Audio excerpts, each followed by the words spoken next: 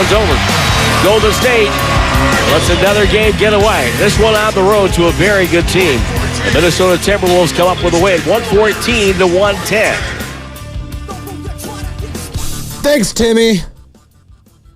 Tim Roy on the call there, right here on 95.7 The Game. Last night. Welcome in, ladies and gentlemen, boys and girls. This is the pregame show. Joe Spadoni. I hope you all had a lovely weekend. God, there's a lot to get into in the world of sports. We got the Warriors taking 2 major L's.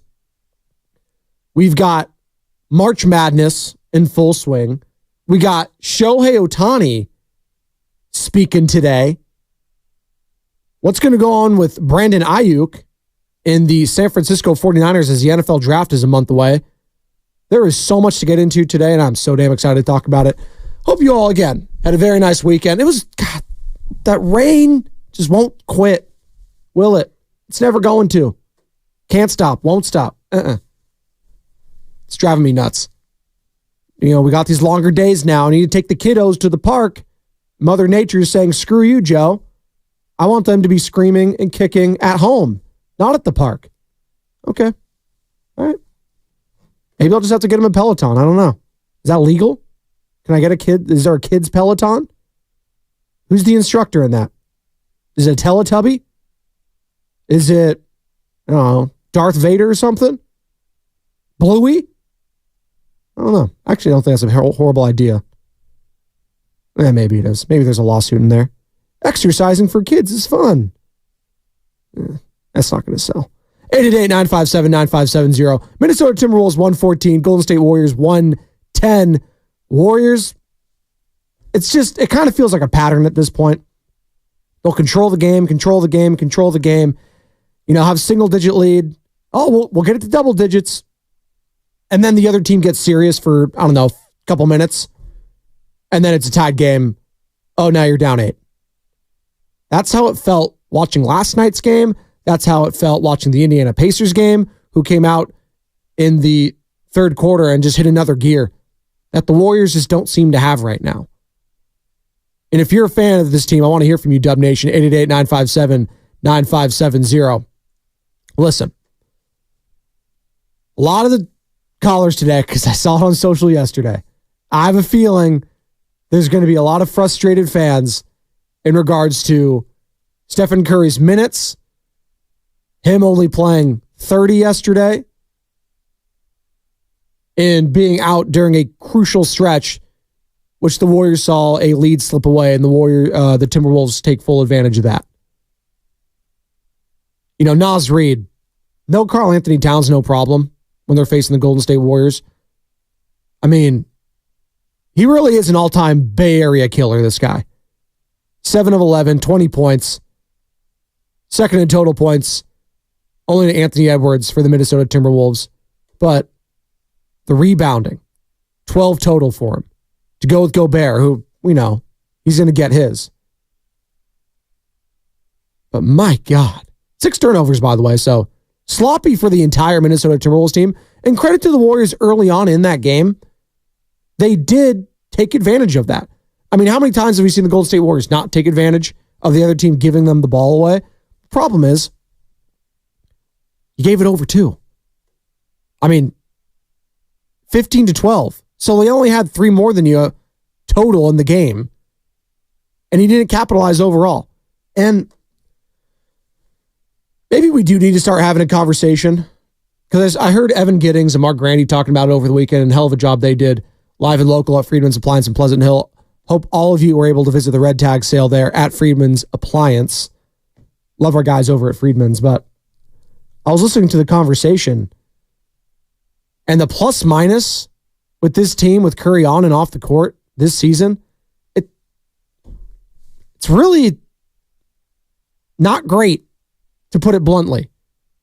In years past, it was in the plus 300s, plus 200s, plus whatever,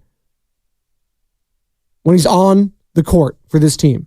Right now, as I pull up the legit stat, because I come prepared, 888-957-9570, they've been plus 22 with Curry on versus off the floor this year. Plus 22, Golden State. Now, what does that tell you? Tells you his help isn't there. And also, Steph is declining a little bit. That's okay to say that. He's still better than almost everyone else in the league. It's okay. These guys decline.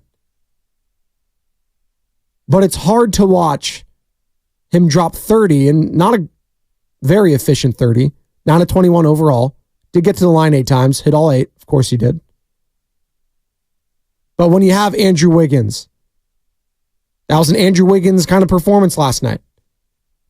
You thought he was going to get up for a Minnesota Timberwolves, his old team in Minnesota. Usually he does, but yesterday, 4 of 8, 15 points, wasn't going to cut it. Klay Thompson off the bench, 6 of 15, 3 of 11, not going to cut it.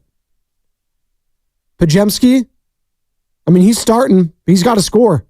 And he's hitting that rookie wall. It's not happening for him. Draymond, you know what? To his credit, he did score yesterday. But even Draymond was hesitant late in that game. Someone's got to pull the trigger, man. Someone's got to show the confidence. And you know what? I know Jonathan Kuminga did not have the greatest shooting night against the Indiana Pacers. Was that Friday now? But you know what? Someone else needs to step up on this team. And I am not mad at Jonathan Kuminga right now. If he wants to try to get his, let Steph take the bulk. But you know what?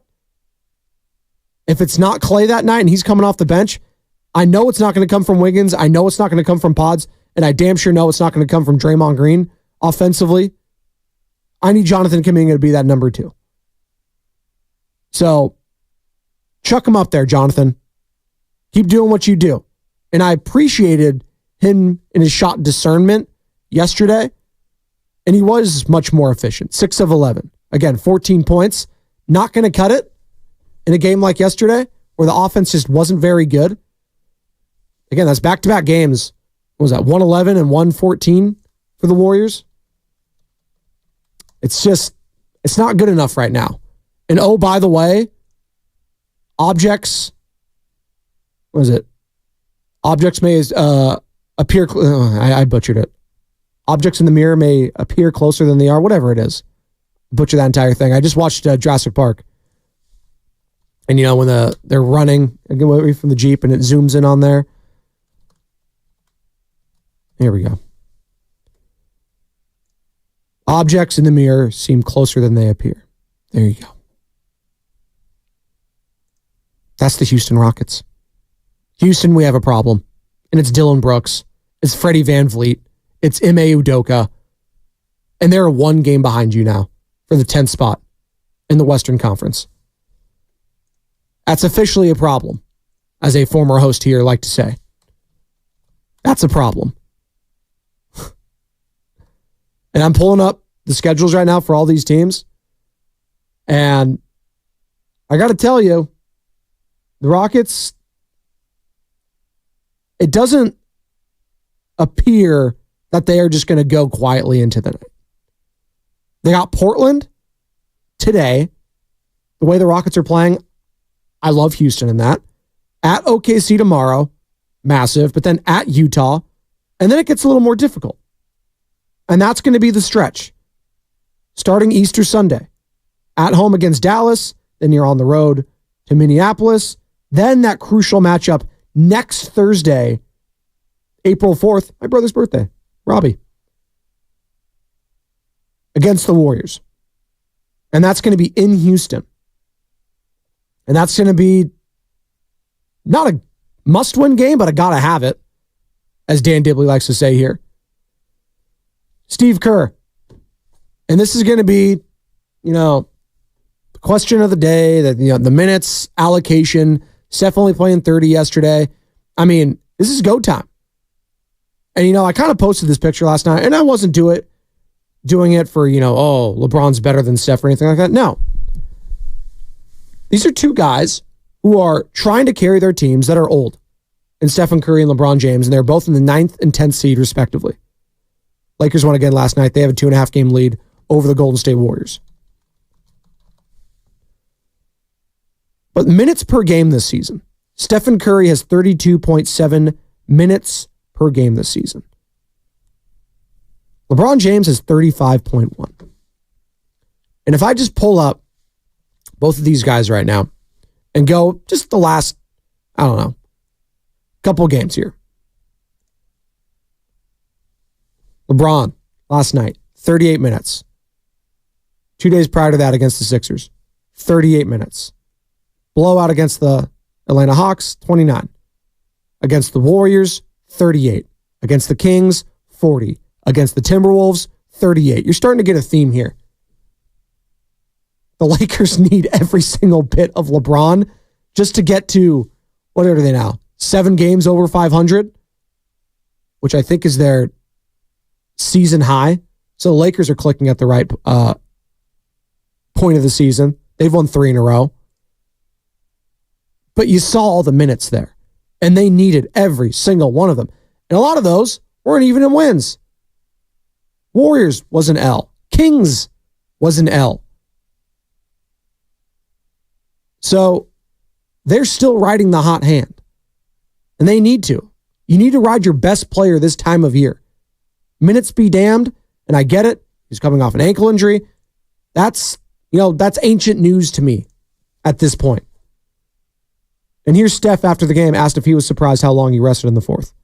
With me, obviously, comparing it to last game and my normal rotation, like I want to play as many minutes as I'm fresh and able to. So a little bit, knowing that they were just going on a run, the league was kind of wailing away. So, we played the whole fourth quarter and against Indiana. Didn't work out. This didn't work out. So we got to find somewhere in the middle. 30 minutes yesterday. Pacers was 35 minutes. Grizzlies 24. It was a blowout. Knicks 33. Lakers 34. Then he had that 3 game that he missed with the ankle. Prior to that, 29, 31. He can't even sniff 38. 37, he's going to have to hit that mark now going forward. To hell with the rest, as you just said, he has to play. Head coach Steve Kerr on limiting Steph's minutes. We're trying to keep him around 30, trying to get him as much rest as we can. We've played him a lot of minutes, played him 35 2 days ago. So as long as we were hanging in there, then we wanted to limit the minutes a little bit. Not limit them, but not overplay him. We got Chris Paul out there. We got Clay. We got Draymond. We got great players out there. So we can't expect to just ride Steph game after game after game. These last few weeks have been really tough on him. We've put the burden of this franchise on his shoulders for 15 years. We can't expect him to play 35 minutes. We got 5 games in 7 days on this road trip. So if you want to say that him playing 30 minutes instead of 32 is the difference in the win and the loss, I totally disagree with that. And we're trying to win the game. We're trying to keep him fresh too. That's just not realistic. It's not. And I love Steve Kerr. You think LeBron James is fresh right now at 39 years old? They're riding him, and they've won 3 in a row. And now they're starting to separate themselves in the 9th spot. I understand he just turned 36 years old. He is the face of this franchise, and he has a lot of wear and tear, and he's had to shoulder a heavy load this year for the Golden State Warriors. More often than not, it's we need Steph to have a good game or we're losing. And right now, that's a fact. They need Steph, and they need to ride him to win. Fair or not, there's no one that's going to be fresh this year heading into the playoffs. That just doesn't happen. Even the teams that get a couple days of rest, they're not fresh heading into it. Everyone's dealing with injuries. Everyone's dealing with ailments. It's a war of attrition out there. And you need to ride your best players. Jokic, Gilgeous-Alexander, Anthony Edwards, Kawhi, KD, LeBron. You get what I'm saying here. I don't care how old or how young you are. It's the final stretch here in the regular season for these teams. And there was a lot of jostling still going on. That was a massive win for the Minnesota Timberwolves last night. Massive. They're only a game back from the number 1 seed in the Western Conference.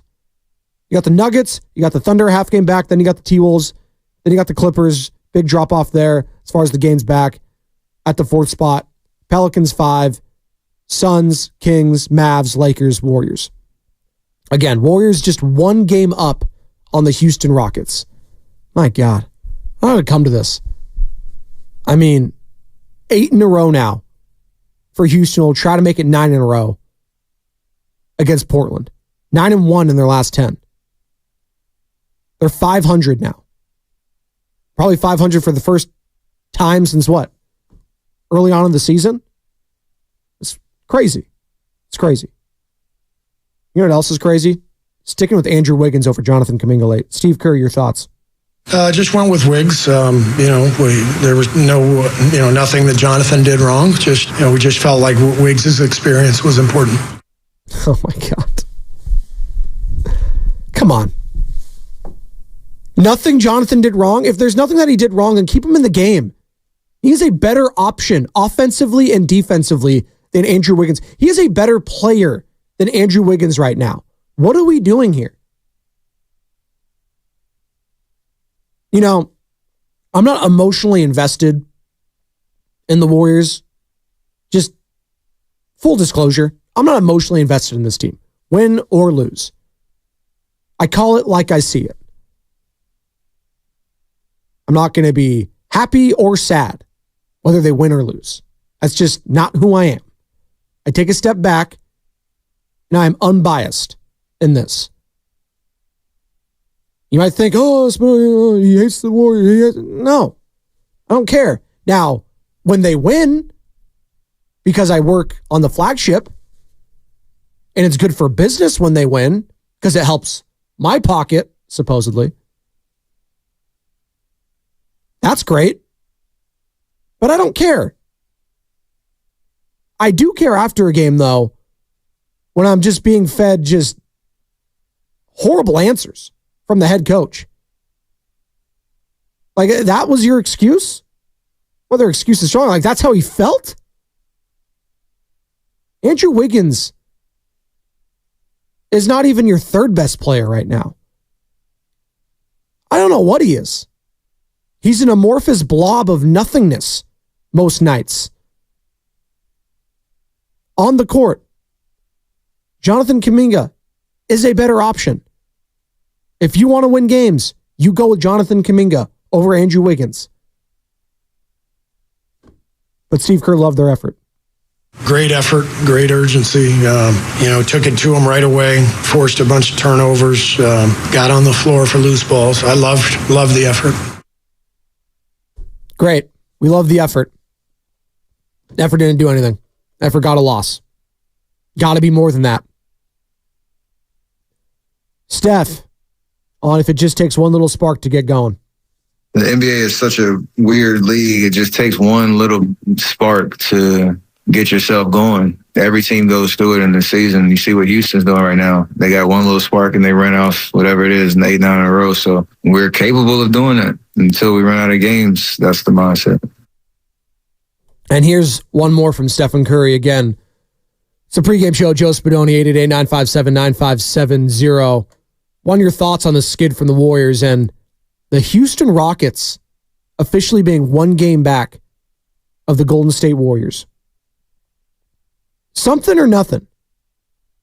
Because one DPOI for the Golden State Warriors doesn't think it's a problem at all. How much are you now kind of tracking the Rockets? I don't give a damn about the Rockets. Do you agree with that? Warriors fans, are you on the same church, same pew as Lo Neal likes to say with Draymond Green? You don't give a damn about the Rockets? I get what he's trying to say. Ultimately, it comes down to the Warriors and taking care of business. But you got to be paying attention to Houston because they're coming next weekend and they're coming hard. Oh. Talking about implosions, like I've seen implosions in the Bay. Hey, I'm an A's fan. That's what we live for. 2014 AL wildcard game, I saw it all culminate right there, a season-long implosion. Now, I'm not saying this Warriors team is that because that A's team was balling and they were, a World Series favorite at one point. And the Warriors, they've been hovering around, and everyone keeps waiting for them to make a run. But no one wanted to address the possibility of them not even being a play-in team. But if that's what it's going to take for this team to make major changes, maybe it wouldn't be the worst thing. Because now more than ever, it's clear that they need to make major changes. What those changes are, that's up for Mike Dunleavy and Joe Lacob to decide. But something needs to happen. Because just taking a pulse of the Western Conference right now, of where you stack up, the hierarchy, you're not on the Nuggets level. You're not on the Minnesota Timberwolves level right now. You're not on the Oklahoma City Thunder's level right now. Miss me with the, teams don't want to face the Warriors in round one, I'll tell you that. They still strike fear. What fear is that? They know Stephen Curry's not going to hit the 35-minute mark. They know that Jonathan Kuminga, the team's second best player, might not be in the closing lineup because they favor a guy that's been disappearing like Thanos snapping his fingers for the better part of 2 years now in Andrew Wiggins. Teams don't fear the Warriors. Teams don't fear the Lakers. They don't fear LeBron and Steph anymore. It's a changing of the guard. And I'm not going Rob and Sam Bruno here because I do believe if they retool things this offseason, if they make major changes, they still can salvage this run. But maybe it's not with the core three anymore. Maybe it's not. Draymond Green on what kept the team from winning last night. A lot of things. We have too many breakdowns. You just can't win having breakdowns. If you have breakdowns, it changes momentum, and momentum in this league is not it's not easy to get back. So they're an NBA team too, and by the standings, they're a much better NBA team than us. So if you can't not have breakdowns, you're going to lose. And if you play against a team that is technically better than you and you have breakdowns, you're always going to lose. And that's why we lose a lot right now. There it is. That is the defensive leader of this Golden State Warriors team and one of the leaders of the entire team, Draymond Green. 888-957-9570, the number. Hit us up on Twitch and YouTube. We are streaming all day long right here on 95.7 The Game, your home for Golden State Warriors basketball. Hell of a job, Mark Grandy, last night on Warriors pre and post. Chiming in for a little bit of that. We were on fire this weekend on 95.7 The Game. Sam Lubman, Joe Shasky yesterday, 12-3, garlic fries and baseball guys. You can find that entire podcast, right, Sammy? Just search 95.7 The Game on your Odyssey app. Like and subscribe there. Also, you can find some segments on Twitch and YouTube powered by First NorCal Credit Union once again. So got a Giants preview in there. And you know what? We might be pivoting to Giants talk sooner than we all thought here at 95.7 The Game. Why? Because the Giants, they got optimism. You know who doesn't have any optimism right now? I'm trying to find some. It's the Golden State Warriors. I'm trying to be optimistic here. And it's very difficult to do that when the head coach doesn't see, the writing on the wall with one of their highest paid players in Andrew Wiggins. They need to move on. I don't want to keep beating a dead horse. Again, I hate that saying, but I got to say it. Shout out PETA. They should have moved on from him at the deadline. Everyone keeps saying, Spadoni, that would have made sense. You're not going to get anything. What are you going to get from him this offseason? Truly. What will you be getting for Andrew Wiggins? I'm convinced he's just going to be here forever now. And he's just going to be one of those players that fade in. Oh, he's got a good game. Oh, he doesn't. Like, Harrison Barnes wasn't this inconsistent for the Warriors. Right? Like, I feel like I'm kind of getting a low-key Harrison Barnes kind of, had he stayed with the Warriors. But even then, I'm trying to think back. I was like, no. I know we all try to think about that 2016 finals run and how bad he was. He couldn't, hit water if he fell out of a boat. But my God, it's tough to watch, as Sean Payton once said. 888-957-9570. We're up against it. We're going to hit a break. More Dubs talk on the other side, plus some March Madness thoughts over the weekend, taking a look at all the busted brackets around the league. We had some damn good shots yesterday. That Texas A&M Houston game, my God. Shot making was incredible. And then we had some blowouts where it's just like, what are we doing here? Chalk is ruling the day for the most part in the women's bracket of the women's tourney. So we'll get an update on that as well. Plus, U.S. men's national team needs a rival because their old one, it's just not cutting it anymore. I'll explain that on the other side as well. It's the pregame show, Joe Spadoni on 95.7 The Game.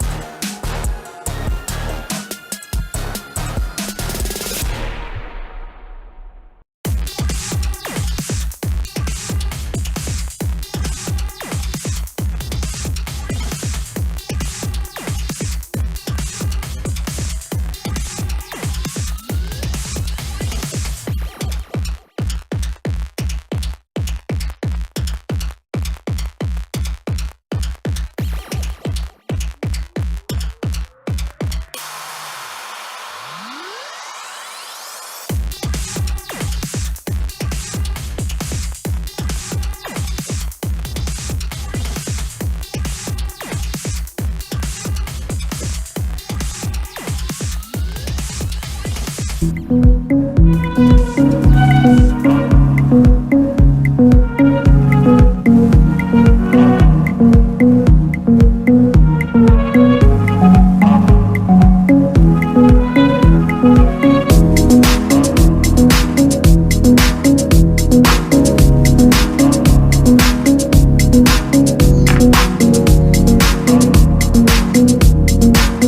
Tim.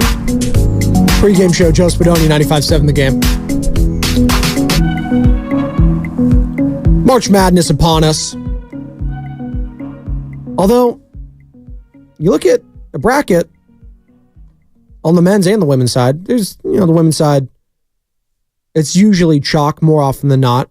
The parity on the women's front is not nearly as,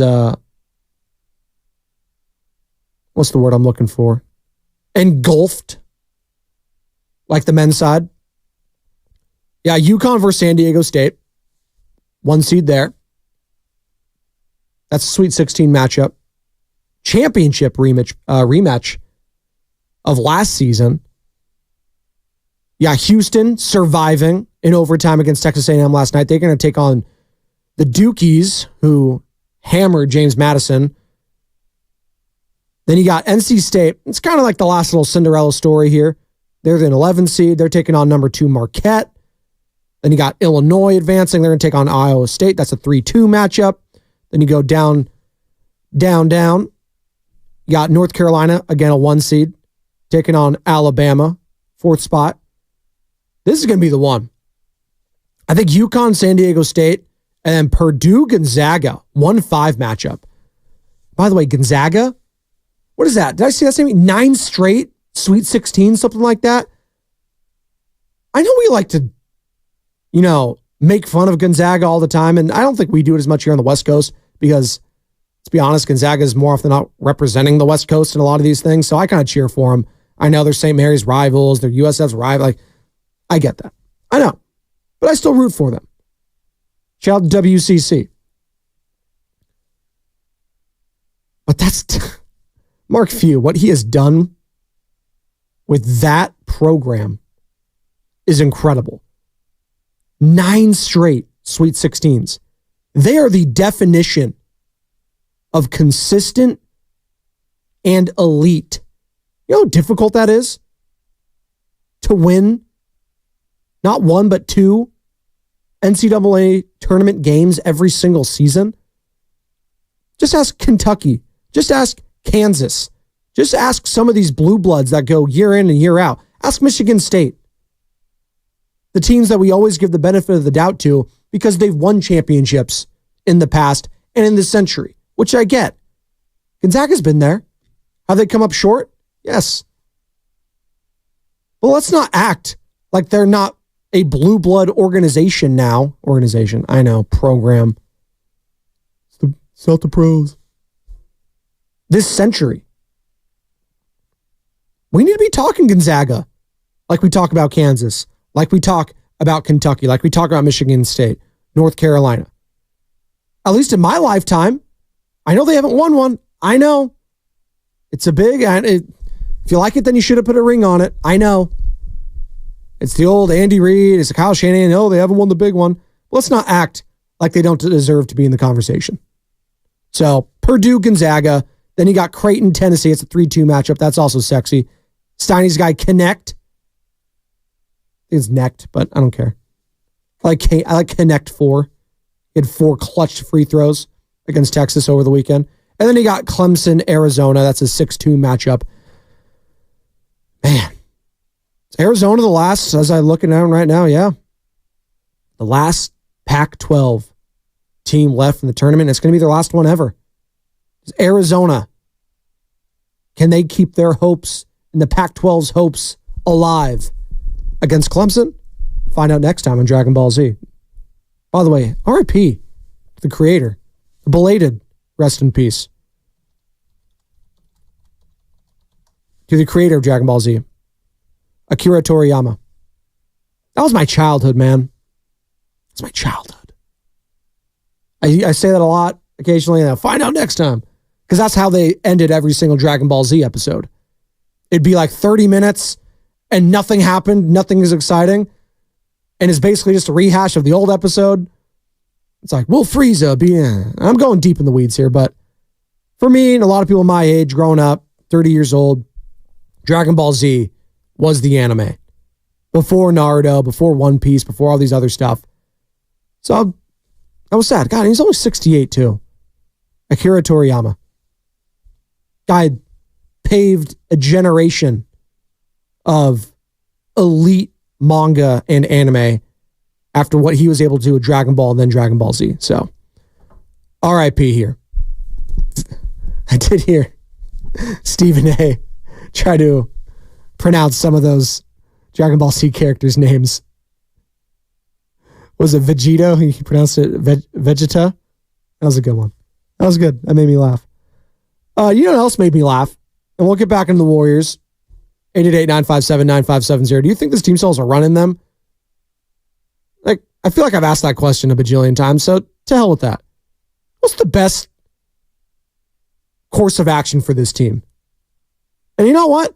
I don't care if it's a loser mentality. It's the best thing that needs to happen. This team needs to miss out on the plan for major changes to happen. I truly believe that.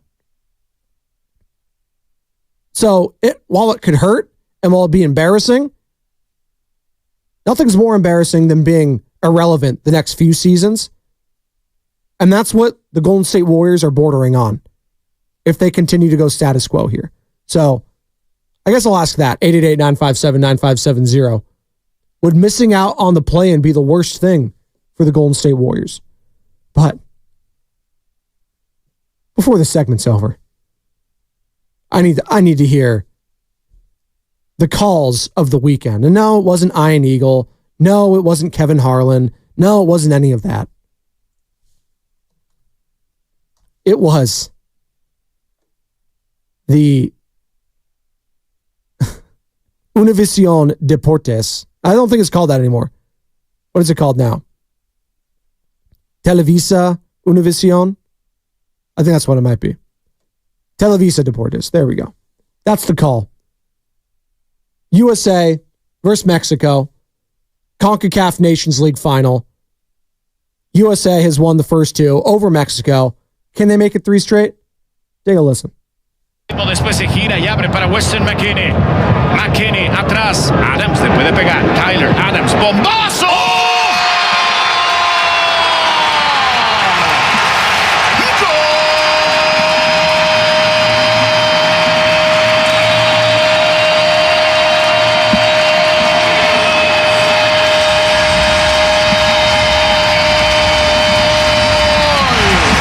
Tyler Adams with an absolute scorcher over the goalkeeper Ochoa for Mexico.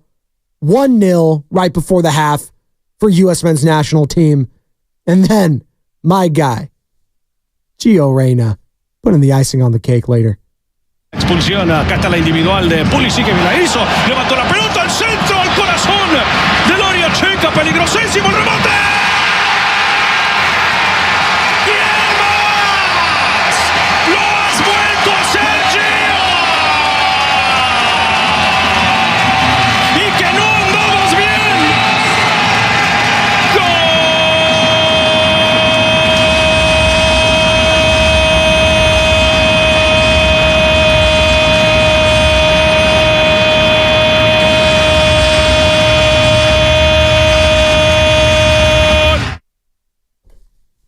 Dos a cero. U.S. men's national team taking out Mexico to win their 3rd straight CONCACAF Nations League championship. And what do you know? Gio Reyna is the difference. Wow. Who would have thunk? Not Greg Berhalter, who didn't want to play in the entire World Cup run a couple years ago because he was beefing with his dad. So, guess that's fine. Tyler Adams' goal, though, was sick. That was so sick. My guy was like 50 yards outside of the box, it felt like, and just absolute scorcher. I think his last goal for U.S. men's national team also came against Mexico a couple years ago. He's been battling injuries, what have you, but good to see Tyler Adams get in there and Gio Reyna with the goal. I'm telling you, when this team, when they're young guys and they're studs are playing at a high level, they can compete with the best of the best. I truly believe that. You can say Spadoni are wrong. They don't have the quality or the depth of France. They don't have the depth of these other squads. I fully agree with that. They don't have the depth of an Argentina or a Brazil or England, Spain, I don't think they're ever going to. Spoiler alert. But can they produce guys and starters and strikers and mid-backs? I know goalkeepers, that's a fact. Can they produce players to be on the level of those other countries, starters at least? I believe they can. And I believe that soccer here in the U.S. is going to get a major boost when the World Cup on the men's side is here in 2 years. That is a fact. We'll wrap up this show on the other side. 888-957-9570 is the number. Would missing out on the play-in be the worst thing for the Golden State Warriors? That's my question to you. The pregame show, Joe Spadoni, 95.7 The Game. It's easy to think all money managers are pretty much the same. But at Fisher Investments, we're clearly different. Different? How? You sell high commission investment products, right? No, Fisher Investments doesn't sell any commission-based investment products. Well, you must earn commissions on trades. Nope, never at Fisher. We're a fiduciary, obligated to act in our client's best interest.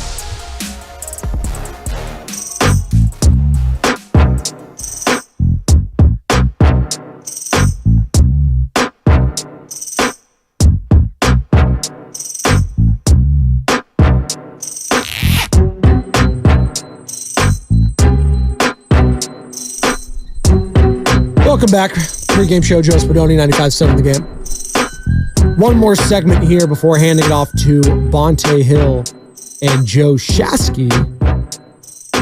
They're fired up. Warriors in a bit of a skid right now, losing 3 out of their last 4. Lost to the Knicks last Monday, fall back with a blowout of the Grizz. Final game of that homestand against the Pacers, though. It's not going to cut it. 123-111 there, and then last night in Minnesota, first game out of this 5-game road trip, 114-110. And Stephen Curry, I mean, 31 minutes? Check that. 30? For 30? It's not going to cut it. It's just not.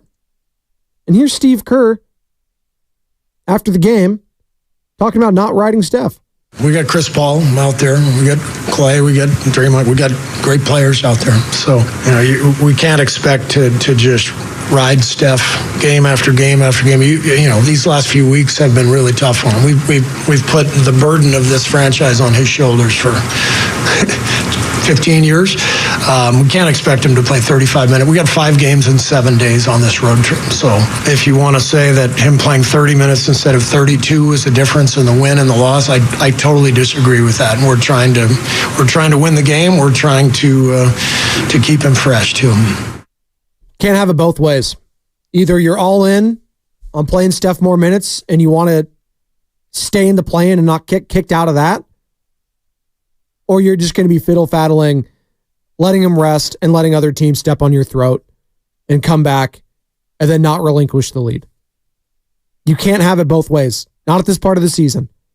I look at 2 other teams that are quote-unquote veteran teams with older stars. And the difference between these teams and this Warriors team is that they do have a bona fide number 2. And I like Jonathan Kuminga. I don't think he's there yet. But for this team, he is their number 2. But that's asking a lot of the guy. But I look at Kevin Durant with the Phoenix Suns. And right now, the Suns are the 6th spot. They're a half-game lead over the Sacramento Kings. They want to be in that 6th spot, obviously, to stay out of the play-in scenario. Kevin Durant. So, against the Spurs, their last game, 31 minutes. Okay. Prior to that, 37, 36, 41, 34, 38, 39, 37, 35, 44. That's his minutes. That's a guy who's had a major injury in his Achilles.